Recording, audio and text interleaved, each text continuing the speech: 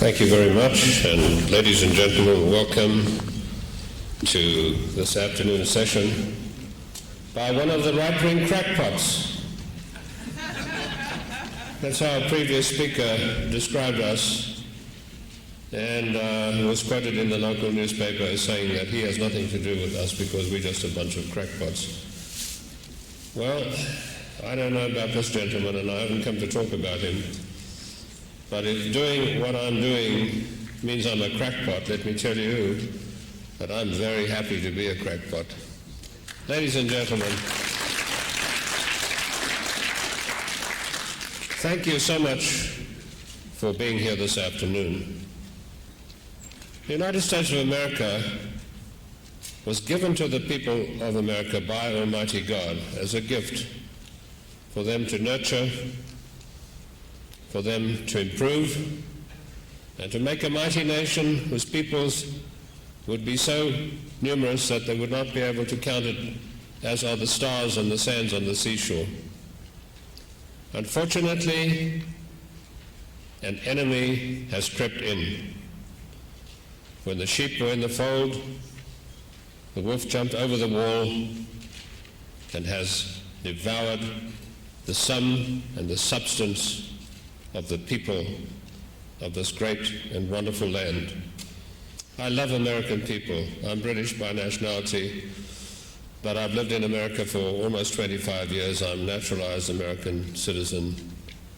But I just love the American people. They are generous, kind, to a fault, always willing to make sacrifices. And for that reason, they have been grossly taken advantage of. Today I'm going to try and cover in the time that's allotted to me as much as I can.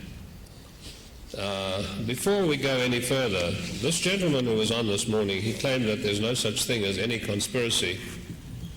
Now I just want to tell you that this conspiracy, can you all hear me? This microphone is very down and I may be talking over the top of it. Can you all hear? Okay. This conspiracy is not a new thing. It's 4,000 years old. And it was very much into its stride when Christ was on earth. And he said, we wrestle not against flesh and blood, but the principalities and the powers of darkness, the rulers of darkness, the men whose deeds are evil and they love darkness rather than light. That is the conspiracy that Christ was talking about. And it has gone on from the Egyptian priesthood 4,000 years old until today's Committee of 300, which I was able to write about because of my access to very, very highly classified documents. And you might like to know that the top classification of any intelligence document is called code word. It is not called top secret or for eyes only or operation so-and-so. It is called code word. And only 5 people have access to code word documents. I was not one of those 5, but I had many, many friends, and I still do have those friends who were kind enough to help me to bring out this information to the world. They knew that if they gave it to me, I would not be afraid to come out and make it public. And that is what I've done for the past almost 20 years. And as I said yesterday, as a result of that, I've become a right-wing crackpot. I've lived almost below the breadline most of that time. My family and I have suffered great deprivation, great danger. I was kidnapped and held in Communicado for 12 days. My wife didn't know where I was. I was on a trip, and these guys came to the hotel and flashed some badges at me and grabbed me and bundled me out of there before anybody knew what had happened. My wife was frantic, didn't know where to find me. The country that I was in denied all knowledge of me. And these guys set upon me to brainwash me because I'd had the audacity to publish something about the drug trade, which is the subject that I know a great deal about. And I had the audacity to name names, which I do in all of my papers. And I had mentioned the leading Swiss oligarchical families in the banking business, the leading British families, and the leading families in America who were the top dogs in the drug trade and who were laundering money through these banks, and I also said where the banks were located. And of course they grabbed me, and for 12 days and nights I was subjected to an intensive bombardment of inner directional questioning, which means that they were trying to brainwash me and reduce my resistance to telling them where I'd got this information and how I'd come by it. I asked God to help me, and I'll never forget this. On the day before Good Friday, one of my jailers talked to me and he said, "You know, I don't believe you're a bad guy." He said, "I think there's a lot of good in you." He said, "How can I help you?" And I said, "Get word to the British consul about where I am now." I want to tell you something about Her Majesty's service. When I served in MI6, which is the top dog of all intelligence services, we formed the OSS, the forerunners of the CIA. We wrote the manual for the Mossad. We did the Vatican intelligence program, which is one of the top intelligence services today. We ran Division 5 FBI counterintelligence during the Second World War. So we know a little bit about this business. And I want to say that some of those stories you've seen in the James Bond movies, they're very far-fetched, but the groups behind them are very real. The organizations that he mentions are real. Now here's the anomaly. Although I was violently against the Queen of England because she is the titular head of England and also of the service, and MI6 is peculiar in that you don't take an oath of office to the country or the parliament, you take it to the ruler, the sovereign, whoever that happens to be. And you never leave the service. Technically, you are never out of the service. So the other side of the coin is that if you're in trouble, she has to come and help you. Even if you are calling all the names under the sun, which I did.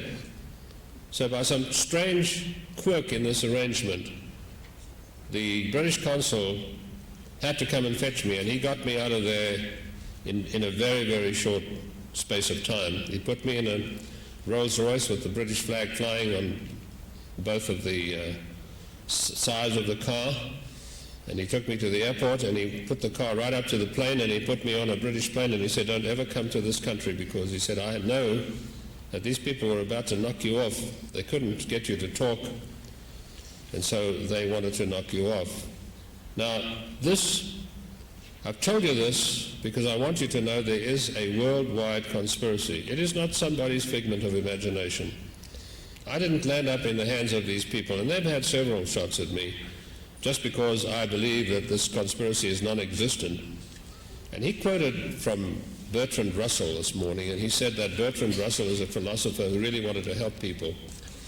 Now, my book, The Committee of 300, was an eye-opener to most people, and the book I'm bringing out next year, which is called Code Word Cardinal, the Seventh Seal, being the last book in the Revelations to be opened, is as much of an eye-opener as is my book, The Committee of 300, because it tells the full and ugly story taken from Code Word intelligence files. But I just want to put at rest what he said about Bertrand Russell, and I'll quote you from an official document.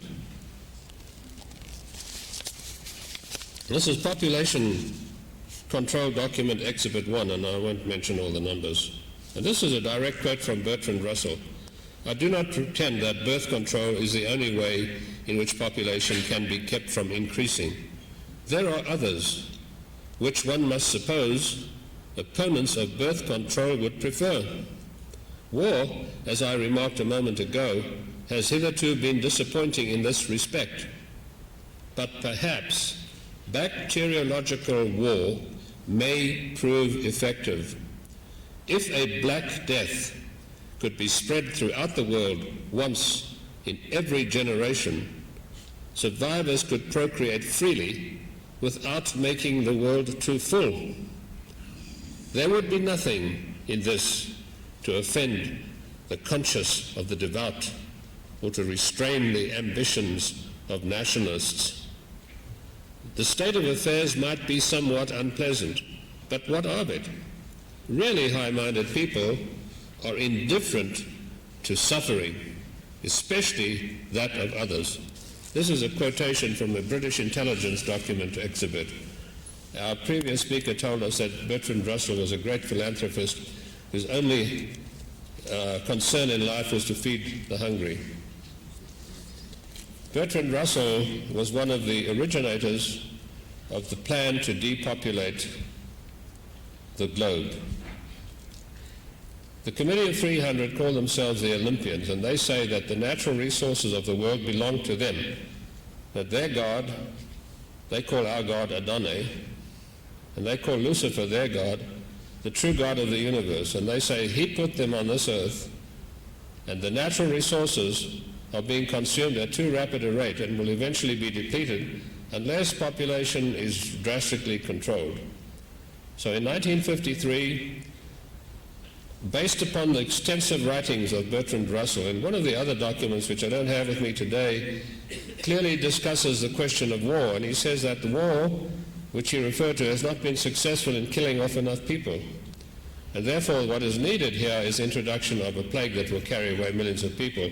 So based on the work of Bertrand Russell, the Club of Rome, which is a highly secret organization, I was the first person in this country to bring it to the attention of the American people, and let me say, ladies and gentlemen, it doesn't have anything to do with Rome. It is typical of the titles that are chosen by the secret government, the men who like darkness rather than light because their deeds are evil. It is chosen to obscure the real intent and purpose of what these bodies that they name are going to do. So the Club of Rome took Aurelio Pecci, and he was head of the Fiat organization, the chief executive officer of Fiat, and they told him, take Bertrand Russell's work, study this, and come up with a blueprint that will enable us to get rid of half of the world's population by the year 2010. Aurelio Pecci of the Club of Rome wrote the document, and in it said that the world is in danger from a cancer, and that cancer is man. He then wrote out a blueprint which called for the destruction of billions of unwanted people whom he called useless eaters. That was his philanthropic Bertrand Russell description of the likes of you and I and all the other people in this room. The work was then given to a committee chaired by Cyrus Vance, and I think you know who Cyrus Vance is. Lately he's been very much in the news, prolonging the war in Bosnia-Herzegovina. He's also been in India stirring up religious strife which resulted in the deaths of thousands of people. He went out to South Africa and incited the ANC to start again to attack the whites and cause tremendous problems. Mr. Cyrus Vance and a group of 21 social new science scientists wrote a paper called the Global 2000 Report. This paper was a blueprint which spelled out in detail how the Committee of 300 could accomplish the task of killing off billions of people by the year 2010. And that report, ladies and gentlemen, that report of global mass genocide was accepted by President James Earl Carter 3 days before he left office. 3 days later, as a person privileged to receive vital information, I received a copy of the Global 2000 report, and I immediately began spreading the details of that report. Unhappily, as has been the case with a lot of my work, people say, well, where is your substantiation? You know, where's your documentation? Well, most of my work is written in the future. And there's no way that you can document the future events that are yet to happen. You have to wait until it happened. And anybody can go to a library and read our books and say, well, this is a book I've written, I've taken my source from A, B, C, D down in the index. My work is different and quite unique in that I had no references to fall back on other than intelligence documents unpublished, and hoped that people would accept my work, and found out 5 years later that I'd been completely and thoroughly vindicated. If that sounds a bit like blowing my trumpet, well, it is.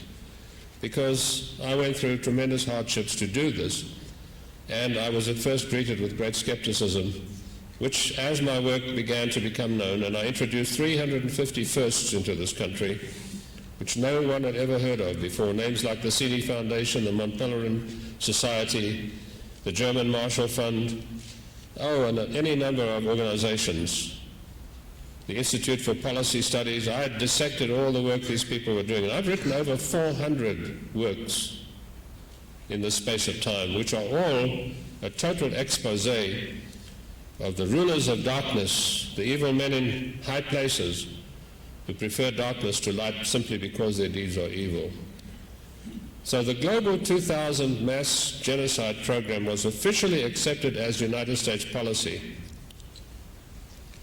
In 1960, the United States government gave the United States Army Microbiological Center at Fort Detrick in Maryland $60 million to come up with a virus that would be able to be given to people unsuspectingly, and one that contained RNA virus that could attack the human immune system.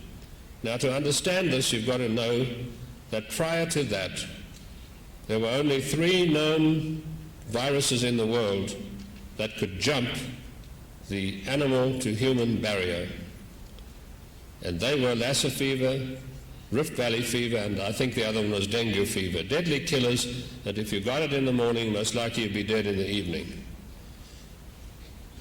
Fort Detrick began experimenting with these viruses, and they began by sending a team up to Sierra Leone, a remote country in West Africa, which is very difficult to get to. My wife and I, when we went out there, we had to take a plane from London, and it's a most difficult, inaccessible place.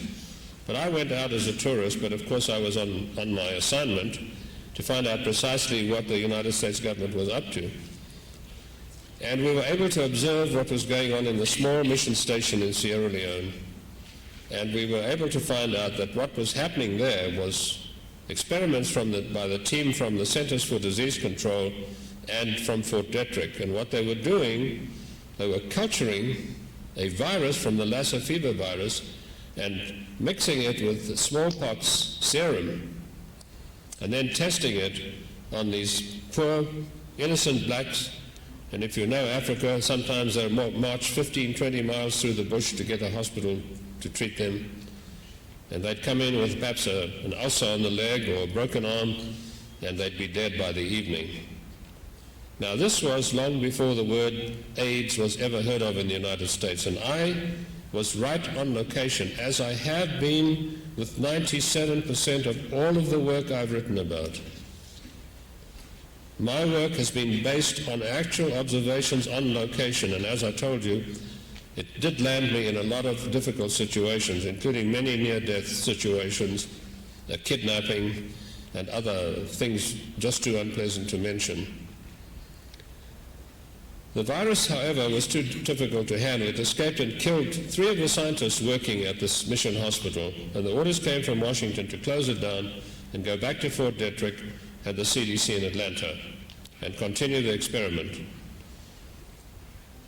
At the CDC, the same thing happened. The virus escaped and killed one of the principal scientists working on it. So the government ordered the entire contents of the laboratory to be incinerated. They sealed off the entire block in which this operation had taken place, and they burnt everything in it to a cinder to kill this terribly dangerous, contagious virus. I wonder how many of you good people ever saw that old movie, The Andromeda Strain.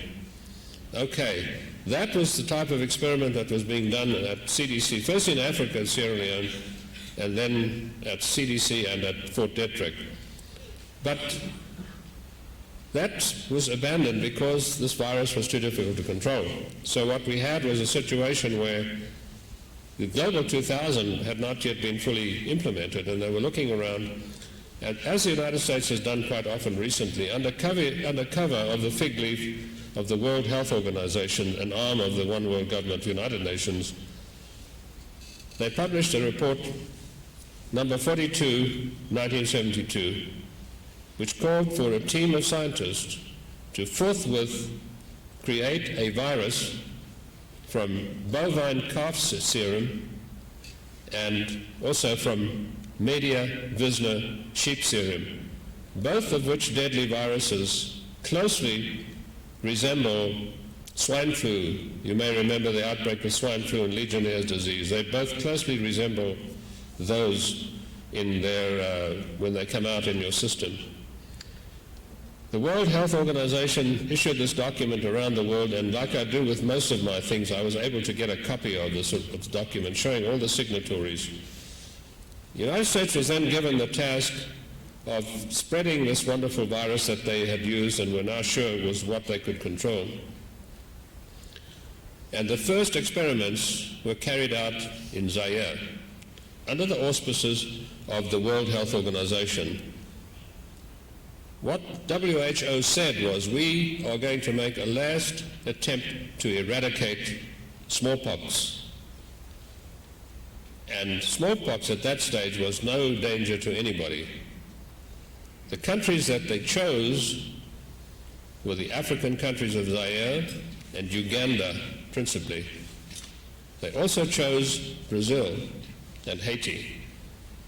Now, the reason they chose these countries was that these countries have the largest black populations in the world. And to our masters of the Committee of 300, the blacks were totally expendable. And of course, so are all the unemployed in America. And I hope I can cover all these in the time that's allotted to me. But the first experiments were a great success. Children from the age of 5 to people to 60s and 70s, men and women, suddenly began to go down with this dreadful disease. And I know after touring Uganda that it was so effective that entire villages, entire tracts of the land were depopulated. In Zaire, the casualties were horrendous. Exactly the same thing happened in Brazil. But the cover-up artists said, well, this is a homosexual disease. And the way they engineered this was the swine flu virus closely resembles the AIDS virus, and it closely resembles the virus of the, I don't know how many of you remember the Spanish flu epidemic in 1919 that killed millions and millions of people. It resembles that very closely. And Legionnaire's disease, which was another experiment carried out along the same lines. They gave a vial of this to some Cuban refugees, and they said, take this into Cuba and spread it there, which they did, and there was a tremendous outbreak of swine fever there. A lot of people died. And then Haiti had very, very strong trade relations with Cuba. And they were shipping livestock and all manner of things to Haiti. And Haiti was the favorite stopping off vacation ground for homosexuals from San Francisco and New York. They had their own, I've seen their magazines where they actually published all these stories. And they said, this is the place to go. So this artificial AIDS virus was then introduced into Haiti via the swine flu epidemics that broke out there. And many, many of the Haitians contracted this disease, which is AIDS. And by this variation, many of the homosexuals contracted that and brought the disease back to the United States. Now, I don't hold any brief for homosexuals, none at all. But what I'm saying is that they were not the cause of the AIDS epidemic. Their way of life made it very easy for this disease to be transmitted, which is why they were selected by the government. The blacks were targeted, the Hispanics were targeted, and the homosexuals were targeted because they live in close proximity to one another, and AIDS is a disease that will spread very rapidly amongst homosexuals and people who live in very confined circumstances on the level of poverty. We had all these enormous ghettos in America with black people, Spanish, Hispanics, and of course the very large gay community, as they like to call themselves.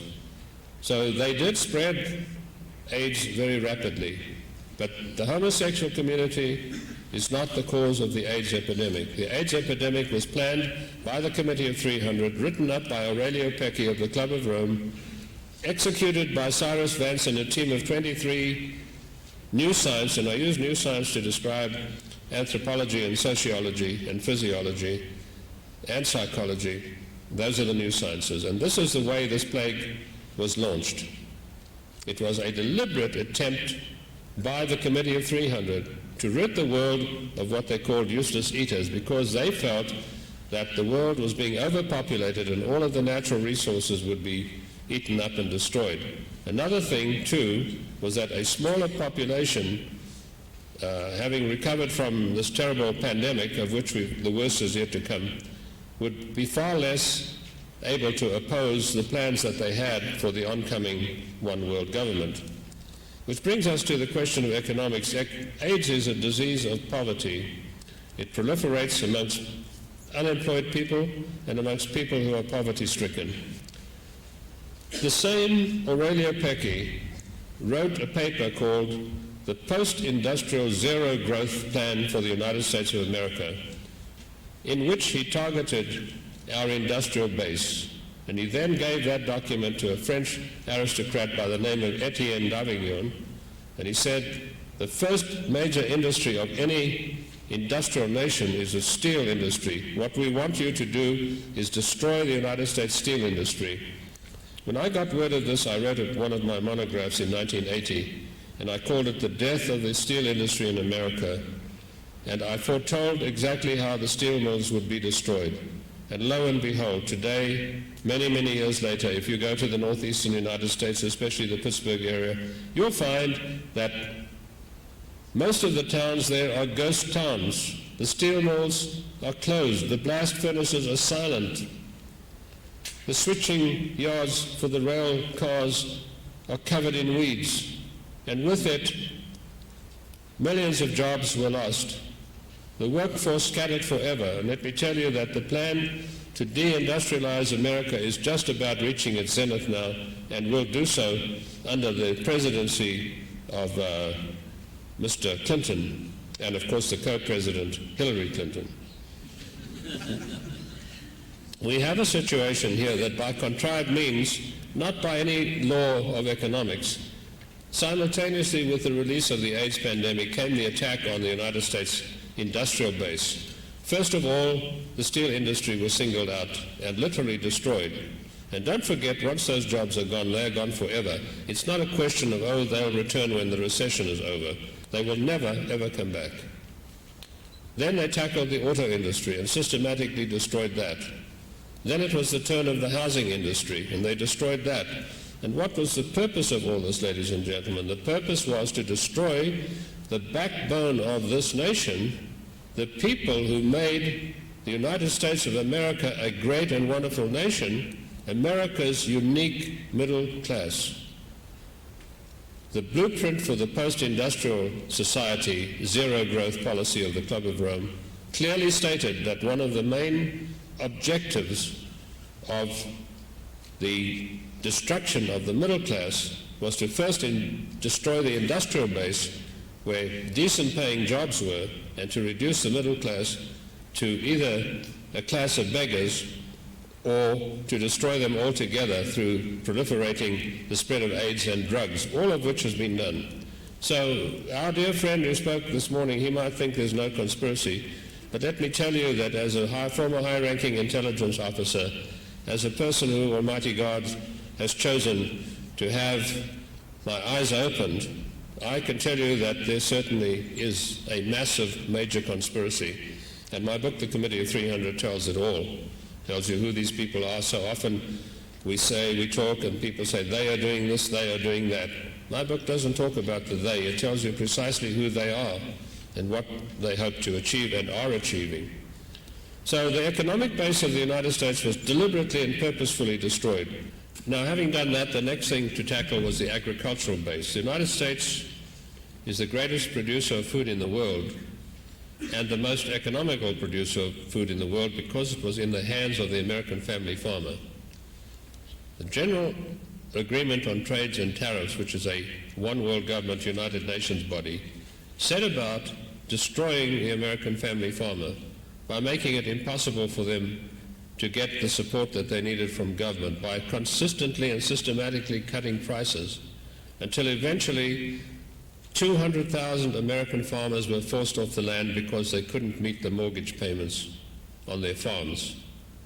That is what the General Agreement of Trade and Tariff was all about. And they then took it to Europe and did the same thing with the French and German farmers. And just recently, Bush scored a major triumph in that he was able to get the GATT policy accepted by the European Economic Community, which means that the fate of the French and Belgian and German farmers is going to follow that of the United States. What is the purpose of all this? People say, why would anybody do these kind of things? They're doing it because they want to destroy the middle class. As long as there's a viable, strong middle class in the world, it will be difficult for these dictators to impose a one-world government dictatorship upon us. So the agricultural base is destroyed. But the most important thing to remember here is that the family farmer was forced off the land so that the giant cartels could come in. Cargill, Bunge Corporation, Nestle Corporation, all of these massive cartels could come in and take over the American farms and the European farms now under the GATT. So that the growing and the production, storage and distribution of foods is now in the hands of approximately 5 or 6 major giant companies, including Archer Daniels Midland, one of the premier companies of the Committee of 300. The idea of this is quite simple. Food will be used as a weapon. Nations who do not want to conform to the loss of their sovereignty, of their national boundaries, will be forced into submission by starvation. And let me tell you that what has happened in Africa, in Eritrea, Ethiopia, and Somaliland, was a test run to see how we could starve nations without it causing too much of a furor in the world. The stage is now set for the food cartels, this giant conglomerate, to take over every aspect of food production under the auspices of the one world government, the Committee of 300, so that food will be used as a terrible weapon to bring nations to their knees. And don't think that this applies only to the third world. This applies as much with equal force to the United States of America. We are not going to be spared the lash, ladies and gentlemen. We are going to feel the bite and the sting of the whip of the taskmasters of the Committee of 300. I have proved this in my work. I have absolutely the utmost confidence in the documentation that I have been shown. And believe me, this is going to happen under the tenure of Bill Clinton. I have difficulty in calling him President Clinton because he is the most bogus, manufactured candidate ever to be ushered into the White House.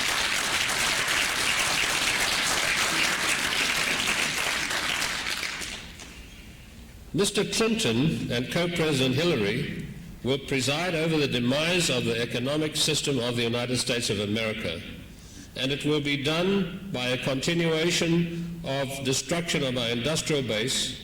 It will be done through the North American Free Trade Agreement, which was set up to deprive the United States of its industries by transferring them to Mexico.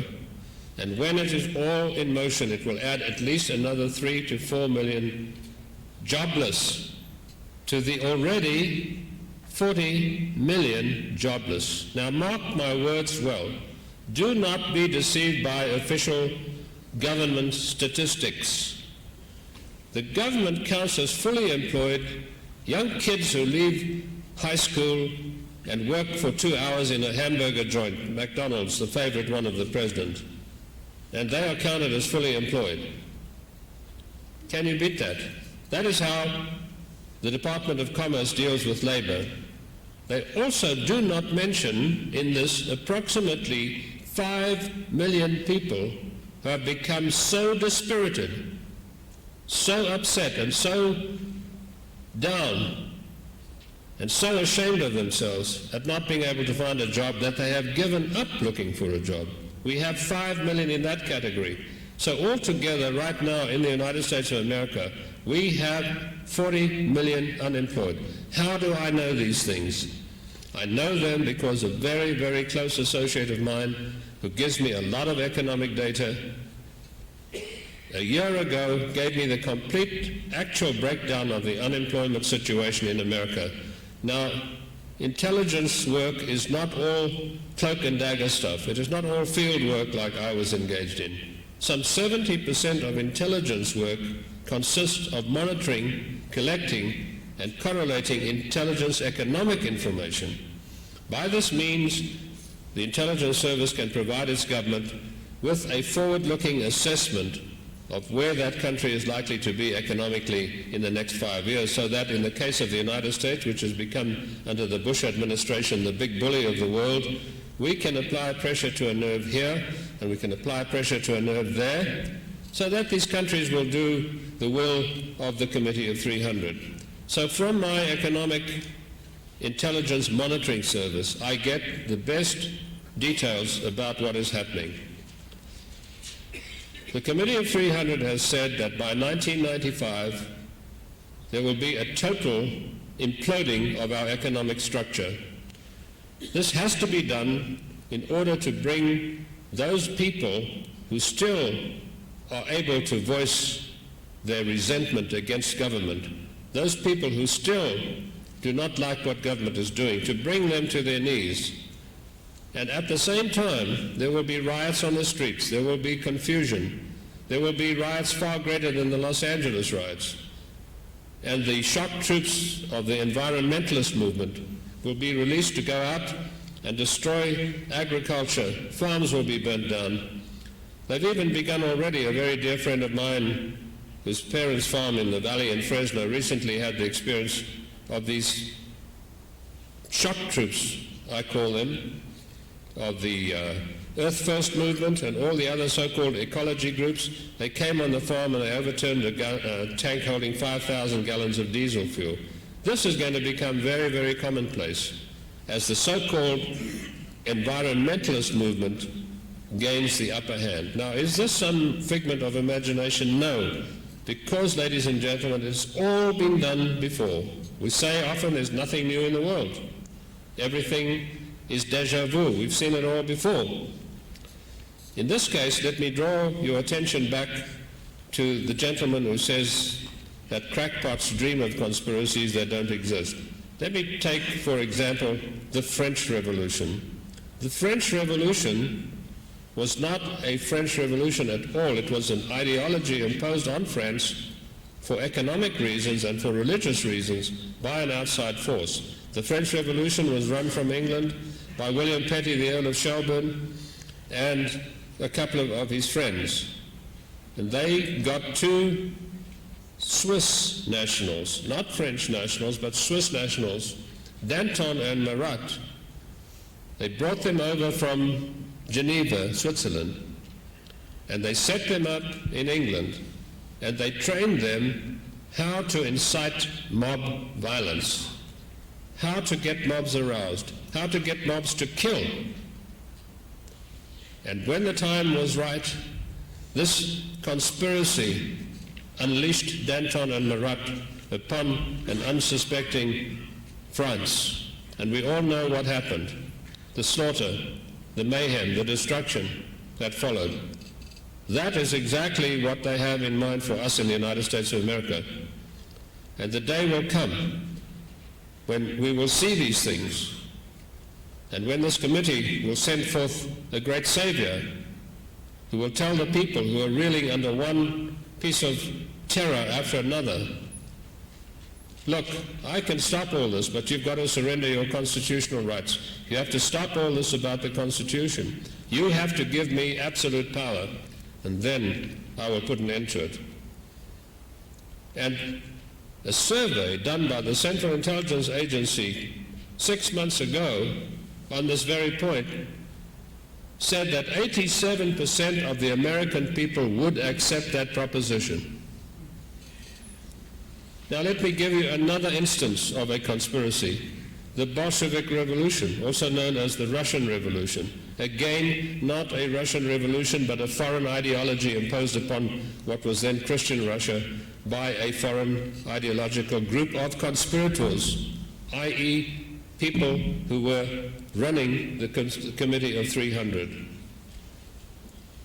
Lenin was in exile from Russia, and he lived in Switzerland. Incidentally, Switzerland is one of the most demonic countries in the world. You may think it's a wonderful picture postcard country, beautiful mountains and alpine meadows and people blowing these long alpine horns. It's all of that, but underneath it, it is a cesspool of iniquity, because it is the banking capital of the Committee of 300.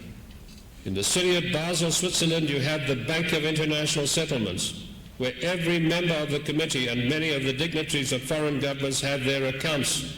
And ladies and gentlemen, unlike we the people, they do not accept paper money. All of their accounts are in Swiss gold francs. And this is one of the things that I was grabbed for. They wanted to know how I'd found this out.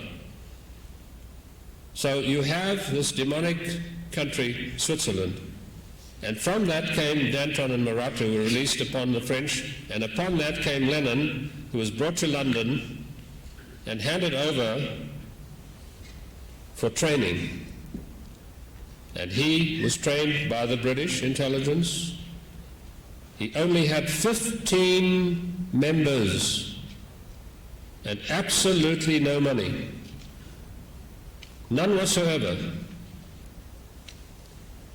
Yet in a very short space of time, Lenin was able to muster this force, which was able, as Winston Churchill put it before he was converted to the enemy, they were able to seize Russia by the hair of its head and subdue it. That was the Bolshevik conspiracy. Now, of course, we are told communism is dead, but don't you believe it? I've written a work recently which is entitled, Is Communism Dead? And believe me, it's not dead. If it were dead, we wouldn't be supporting a communist tyrant in Bosnia-Herzegovina, Slobodan Milosevic, who's murdering millions of people. He's already chased out 2 million people from their country, and over 15,000 people are dead, and more are going to die. So the Bolshevik Revolution was another conspiracy set up and executed by the Committee of 300.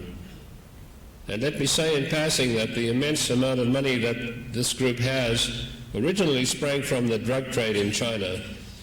Britain captured India, and some of the finest opium growing lands in the world are in Benares in the Bengal Valley, and there they set out to produce the finest quality of opium, which they then transported to China in the famous English, quote, tea clippers, unquote.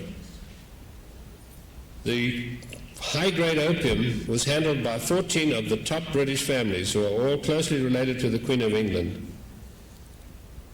And the Chinese people were forced to become a nation of opium addicts. The British East India Company, whose members numbered, the board of directors numbered 300, hence the title of my book, The Committee of 300, reaped the most obscene profits from this trade. And if you analyze the amount of money they made, which I did by gaining access to documents in a place called India House in London, which is totally closed to, quote, outsiders, unquote, you'll find that the amount of money made in a single year by the British East India Company exceeded by the volume of 3 the combined turnover of General Motors and Ford in their heyday. And I'm talking about the end of the 17th, beginning of the 18th century, early 19th century.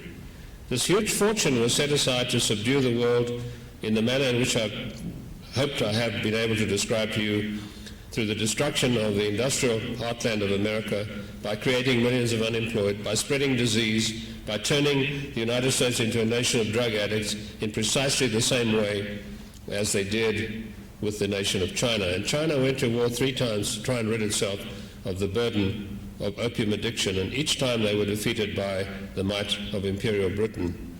So let us not for 1 minute imagine that there's not a giant conspiracy. There is, because all of these dastardly events could not have occurred merely as happenstance or merely as by the way of political events.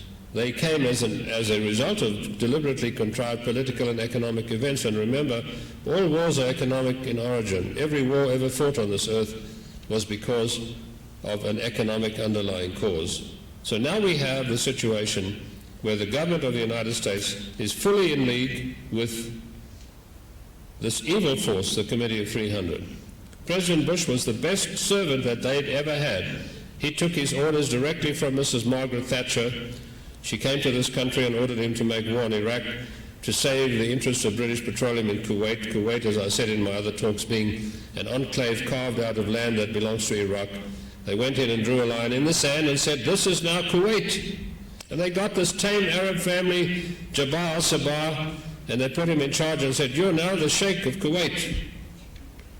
And this man with his 140 wives and his democratic gold toilet seats and a population that's not allowed to vote, President Bush told us we are going to go in there and save Kuwait for democracy, and save democracy in Kuwait. Well, Kuwait never had democracy, and it still doesn't have it today. And I don't know that that's not a bad thing, because I stand for a Republican form of government and not for a democratic form of government.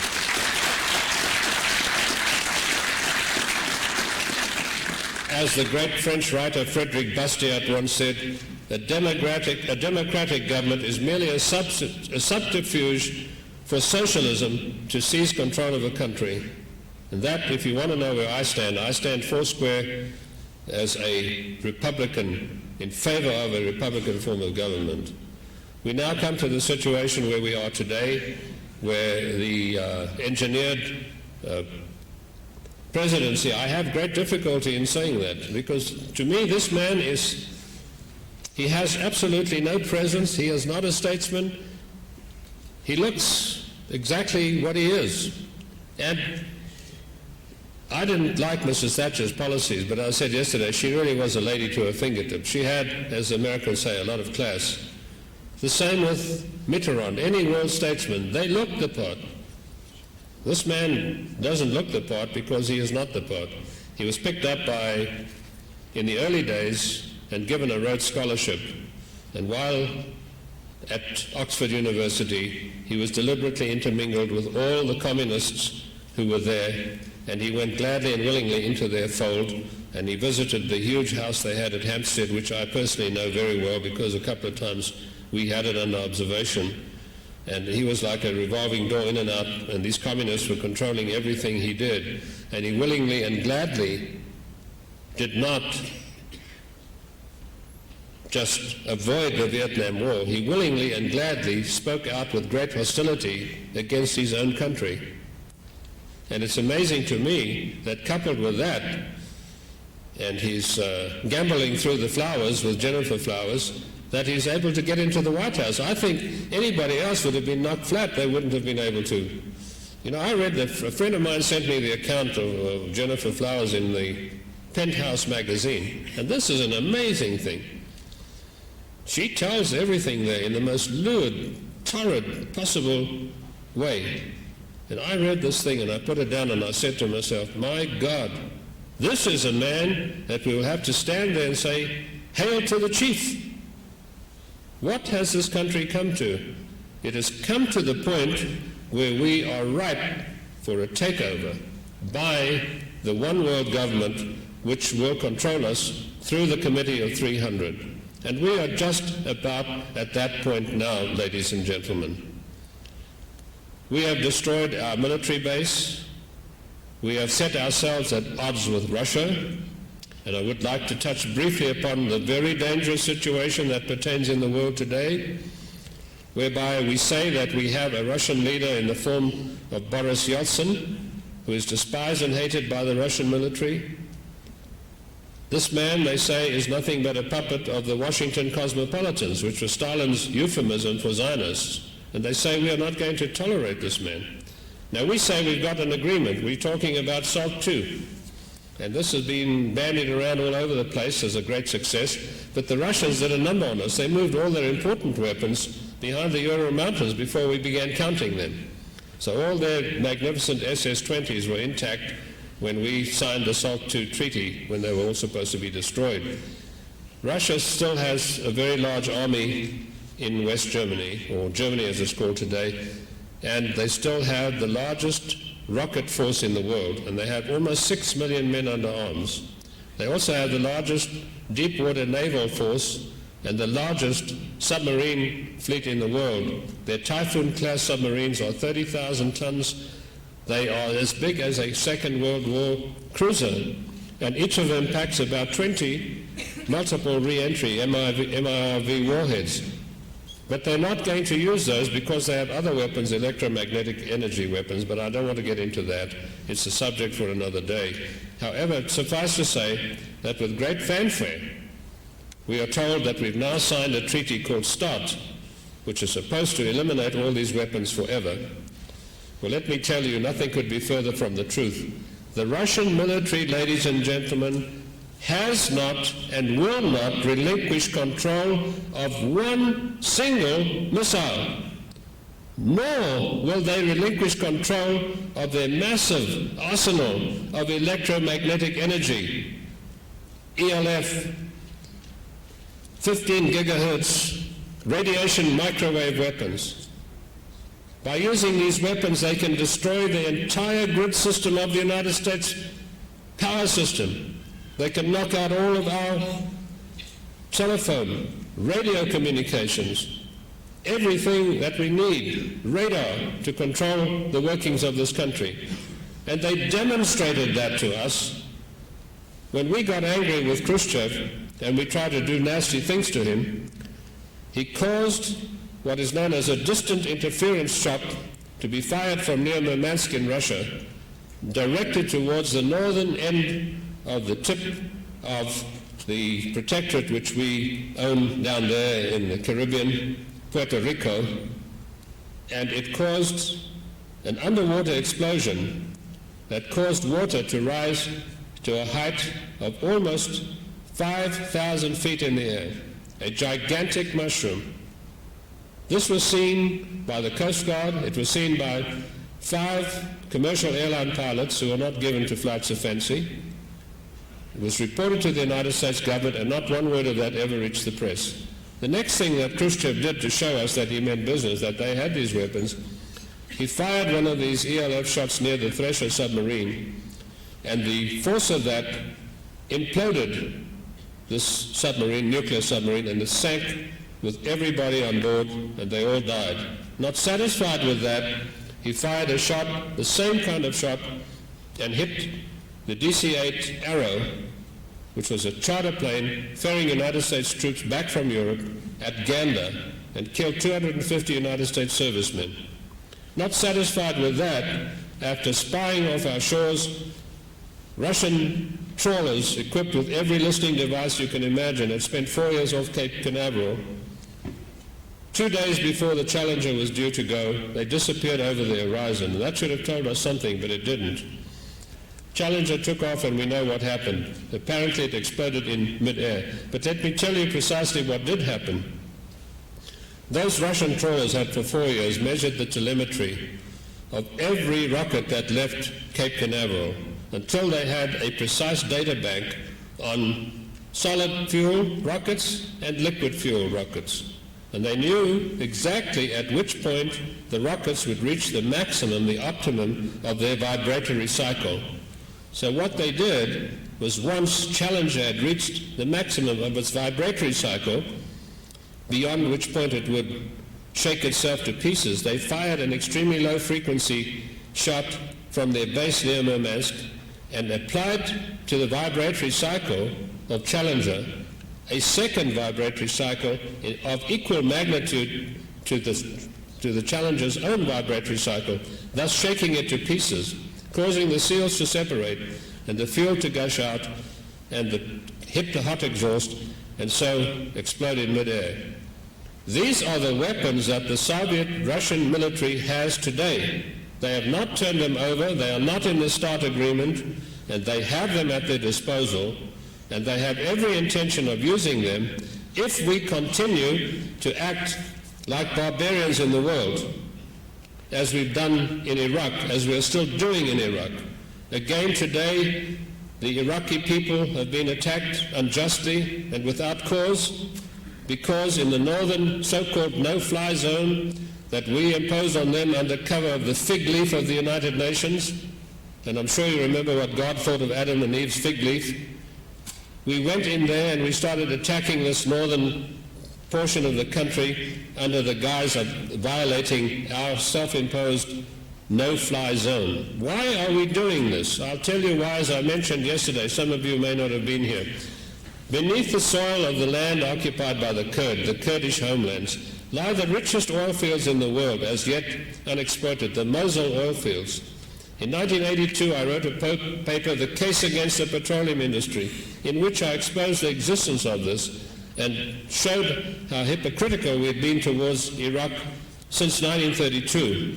And don't forget, the United States and Britain invaded Iraq in 1942 under the guise of the great statesman Winston Churchill's guise of supposedly protecting them. We were after the oil. We're after the Mosul oil. We do not give two straws about the Kurdish people. We have sacrificed them many times before, and we'll do that again. And as I said yesterday, the same week that we were claiming that we had to go and attack the northern no-fly zone because they were in danger of the Iraqi ground-to-air missiles were in danger of shooting down U.S. planes. By the way, there's no substance to that at all. Turkish planes were bombing the border along Turkish borders with that section of Iraq occupied by the Kurds. And in 1 week they killed over 2,000 Kurdish people in the villages and towns. But Turkey is our NATO ally. Turkey is to play a great role in the future of the One World Government and the Committee of 300. So that news, ladies and gentlemen, was not brought to you by the intrepid men, the fearless people who bring you the news so valiantly at great risk, CNN, ABC, CBS, and all the other media jackals, because that is what they are, jackals. If you've ever been in the African bush, you'll understand what a derogatory term jackal is, and I make no apology for calling the media in this country and in Britain jackals. We are after the Mosul oil fields in Iraq, and we want to go in there and we want to draw another arbitrary line and say this country is now something else. We call it any name. We call the other one Kuwait, and we put these tame Arabs, the Al-Sabah family, in there, and they ran that country for the benefit of one oil company, British Petroleum, who are now extensively engaged in buying up a lot of acquisitions in the oil industry in this country. We are doing the same thing again for the British in the so-called northern no-fly zone, which we had the audacity to go in and impose our will upon a sovereign nation. And the purpose of me telling you this is, do not be deceived, ladies and gentlemen. Do not for 1 second delude yourself that what is happening in northern Iraq has anything to do with the welfare of the Kurdish people. It has to do with the acquisition of the greatest oil field as yet untapped, the Mosul oil fields that lie beneath the soil of the Kurdish lands. And the United States is once again doing the dirty work for Britain. Mr. John Major came over here about 6 weeks ago, and he told President Bush, this is what you've got to do. You've got to go in there and get rid of these people. We must draw another line in the sand, and we must establish another entity before the world wakes up and realizes the existence of the Mosul oil fields. I hope that you understand that every action that we are taking in that area of the world is completely illegal. Mr. Bush was not able to get a mandate from the Congress to go to war, and it requires 5 very specific steps before a declaration of war can be granted by Congress. So Mr. Bush went to the United Nations, and he got the United Nations to give him authorizations. Ladies and gentlemen, let me be perfectly clear. We do not now, nor have we ever, nor can we ever, belong to the United Nations. It is totally unconstitutional, and every senator and every congressman and every government official who signs enabling documentation to send our troops to war or to engage on any of United Nations enterprises is a traitor to this country.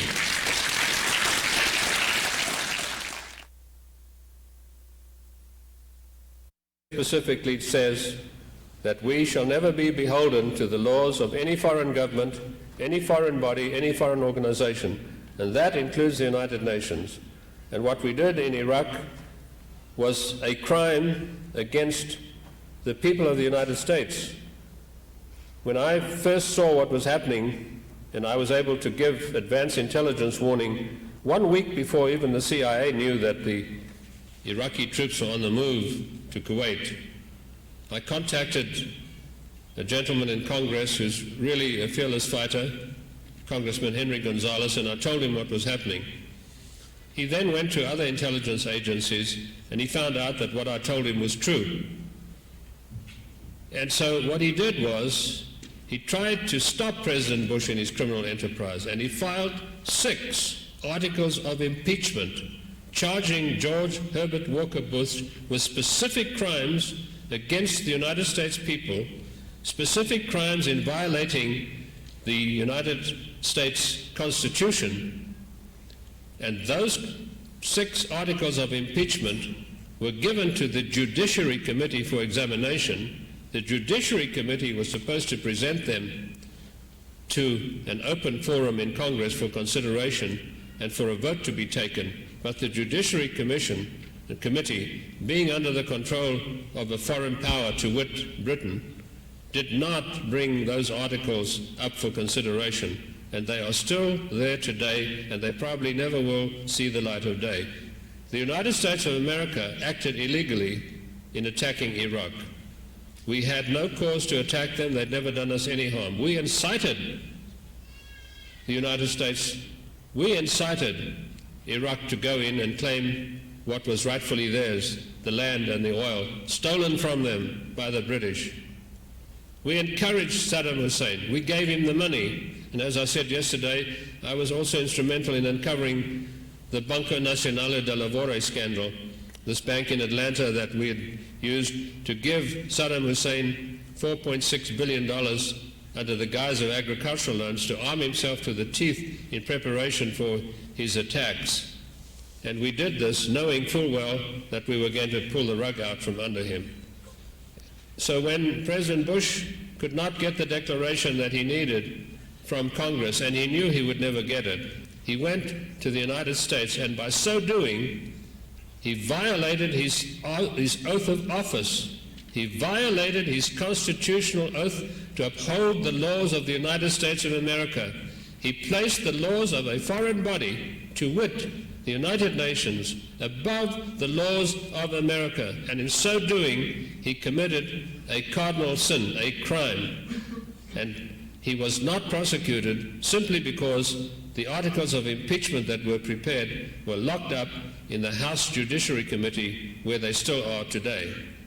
So let me assure you that we are not, absolutely positively not, members of the United Nations. And every single thing that every official in this country does under the guise of implementing United Nations resolutions is criminal, because they violate their oath of office, and the President, in condoning it and signing this legislation, violates his oath of office. So what we have today is a new United Nations revamped, and as I said yesterday, we have put an Egyptian national who used to work for MI6 as I did in control, Mr. Boutros Ghali, and John Major met with Bush, and they revamped the United Nations so that in future, the United States will be the policeman of the world. And we went into Somalia to establish our rapid deployment base there. We didn't go in to help the starving Somalis. Of course, the government and the news media jackals would like to have you believe that, but we went into Somalia to establish a base at a place called Berbera, which is a port in the strategic Horn of Africa, because we're having trouble with the Saudis, the other Muslim nations, namely Iran, putting pressure on them to get the infidels out of the land where the Prophet Muhammad is buried. So we need a new base, and Berbera is a good place to have. We had it once before until we were chased out by Siad Barre, the dictator of Somalia, and we've now gone back in there to refurbish this base and set it up as an alternate base to the one that cost $200 billion for us to build in Saudi Arabia. That is what we're doing in Somalia. We are not there to feed the starving Somalis, who incidentally are no longer starving. The United Nations mission that fed them for the past 5 years has been quite successful. Those people that we saw, those poor children, and those horrible pictures of cadavers, walking cadavers I call them for want of a better term, they were not dying of starvation, but from the many diseases that are endemic in Africa and peculiar to Africa. Beriberi, a dreadful type of tuberculosis which is incurable, a form of malaria that is absolutely impossible to cure, a type of stomach ailment that will kill you within 3 weeks if you get it. That's what those people you saw night after night on TV, these poor unfortunate living dead, those were what the people suffering from these diseases. They were not starving, because now you notice that these jackals of the media have made a mistake. They're showing crowd scenes in Somalia, and lo and behold, the little African kids are quite round-faced and happy and chatting away to the American soldiers. What happened? We fed them in such a hurry, and we got them back into good condition within a matter of a few weeks. Please, what do these people think we are? Well, of course they know. They think they know what we are. They think that we're a bunch of idiots and right-wing crackpots, and they can put one over on us. But thank God we have a body in this country. We have a body of people. We have a body of God-fearing people who will not bow the knee to the one-world dictatorship that is coming. I just briefly want to touch upon the presidency of Mr. Clinton. It was manufactured in London by the Royal Institute for International Affairs after he was studied at Oxford how he could be manipulated, what type of character he had, and they saw very quickly that this man would go whichever way the wind blew and was very good at making excuses, so they thought this is the ideal candidate for us. And 2 years ago I began telling people that the next president of the United States will be William Clinton, the governor of Arkansas. And of course, as usual with my work, people said, well, you're a bit of a right-wing crackpot and we can't really trust what you're saying, so we don't believe you. But as recently ago as 6 months, we said, just before the election began, we said Clinton was definitely going to be the man to get the nod. And he did. And Clinton is not an outsider. The people who contributed to his campaign, first of all, was King Stevens of Arkansas, who gave him $2 million out of BCCI, the Bank of Credit and Commerce International, which is going to be a bigger mess financially than the savings and loan industry, and we, the taxpayers, will have to pick up that bill. Mr. King Stevens gave Clinton $2 million to get his campaign rolling. And of course, wifey Hillary, she got all the contracts to write up the bonds for Arkansas. You've never seen such an insider crowd as Clinton and his wife. Boy, are they insiders. He said during his election campaign that he would put 8 million people to work in new jobs. He has no way of doing that because of the structural deficit. The United States economy is based on consumer spending, which is wrong. What it should be based on is on an industrial base, which provides good jobs with a good rate of pay. But we've gone on to the system of Adam Smith, where we say, well, we have to do this demand and supply, and we have to really work on a consumer economy. That's got us into a lot of trouble. What we have in the United States today is a structural deficit, meaning that the more we spend, the bigger our debt to this foreign government becomes. The more we spend, the more debt we incur, because the more the government indulges in social transfer programs, the more they have to go to the Federal Reserve Board, which is not a government bank but a private entity, and borrow the money that we printed for them almost free of charge, except for the cost of printing, which I believe the current figure is $1.95 per $1,000. And we go to the Federal Reserve Board and we beg them, we say, gentlemen, we need another $50 billion for our social programs. We have to pay huge welfare rolls of the unemployed. We have to pay huge medical bills for the unemployed.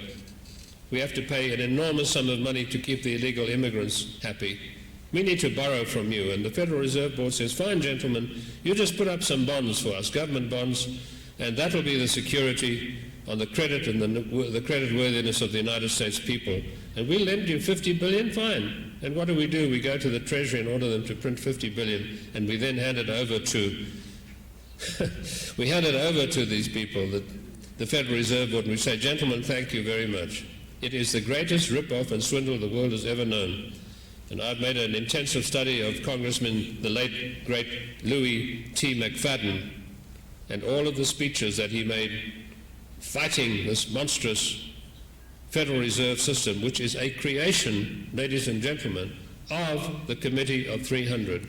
They set up first the Bank of England, and then they duplicated the Bank of England in the United States and called it the Federal Reserve. The Federal Reserve is neither federal nor is it a reserve bank in any sense of the economic term. So they impoverish the people of this nation and weaken them by hanging this monstrosity around their necks. We print the money for them, we give it to them, we borrow it back from them, then we have to pay them interest on the money that we gave them in the first place, and then we say, that's the national debt, ladies and gentlemen. We owe this monstrous private organization whose members and stockholders have never been known to the people of the United States. They are your bosses, they are your slave masters. They own you, literally. And that is a creation of the Committee of 300. And what we found was that here is this once great nation totally enslaved by this monstrous Federal Reserve Board, which can then destroy our economy simply by withholding the money supply or by increasing it. And when Volcker was in office, the Committee of 300, and I've actually seen the directive that went down, told Volcker, you have to get the inflation rate down. We are not going to accept inflated dollars to repay our loans. We want real dollars. Volcker thereupon set in motion a plan to bring down inflation, and it involved the savings and loan industry. And I've written an extensive monograph called Who Killed the Savings and Loan Industry? And it's one of the most scandalous operations ever undertaken in this country of how that whole conspiracy was planned. But to cut the story down so that you don't grow bored with it, we unleashed the war against our economic system, which was done at the behest of the British controllers, who told us we do not want our loans repaid in inflated dollars. So at the cost of 40 million jobs, at the cost of intense misery, at the cost of diseases, at the cost of people who have no hope today, inflation has now been reduced to 2.9%, 1 point below that which was dictated to us by the Committee of 300. So, ladies and gentlemen, the purpose of my telling you all of this information is to make you aware that indeed there is a great conspiracy. It is very, very carefully structured, and it is carried out in such a manner that no step is done without the utmost careful consideration as to what its reaction will be on the economy and the welfare and the people of this great nation. We are at the point today where we have 1,500 banks that are de facto bankrupt. We have a huge savings and loan bill to pay. We have an enormous debt to pay to the BCCI to recover that money that was lost, that we guaranteed. I don't know the actual terms of it, but I can tell you that I would think the BCCI's scandal is in the neighborhood of $10 billion. The savings and loan, $110 billion. The savings and loan fiasco will be in the region of $500 billion before we're finished. And we, the taxpayer, we're going to have to pay all this back to our British masters and the Federal Reserve Board and Chatham House and the Royal Institute for International Affairs.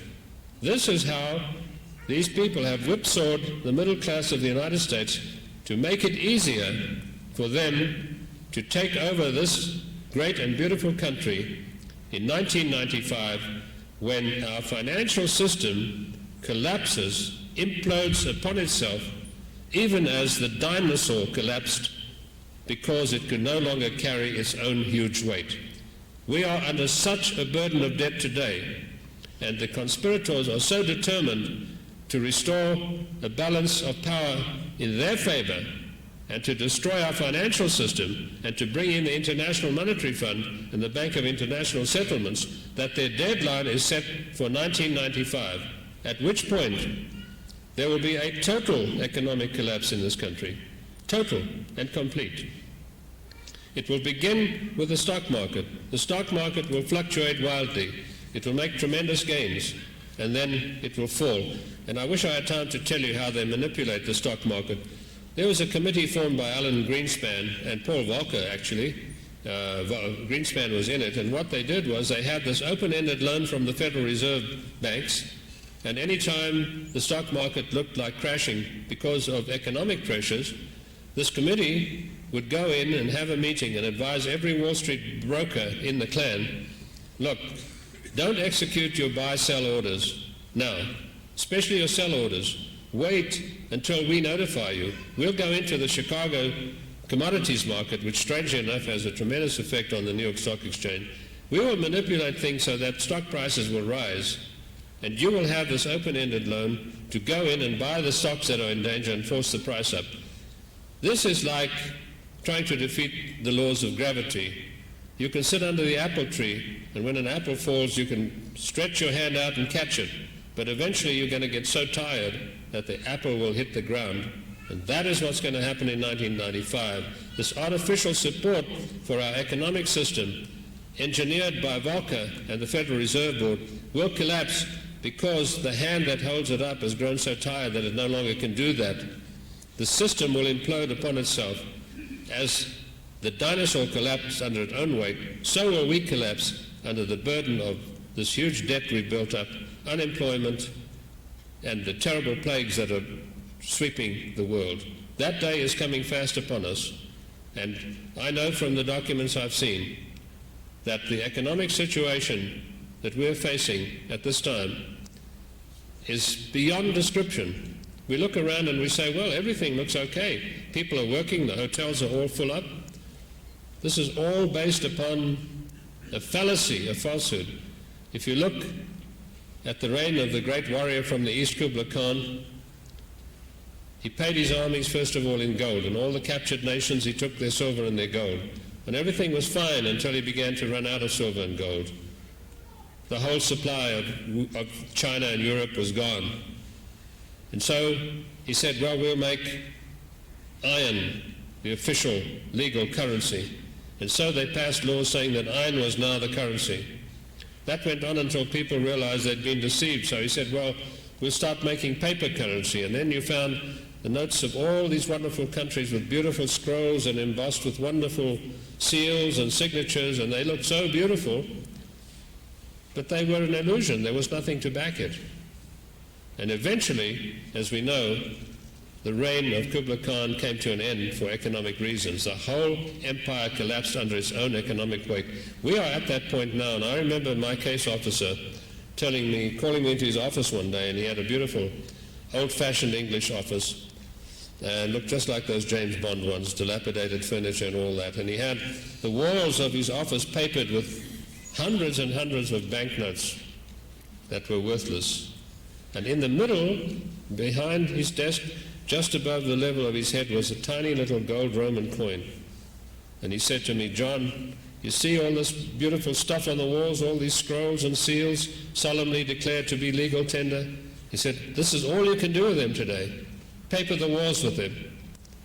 And he said, you see that little gold coin? That is worth more today than when it was issued hundreds of years ago. And that is the situation where we are now. We have nothing, absolutely nothing, to back our currency.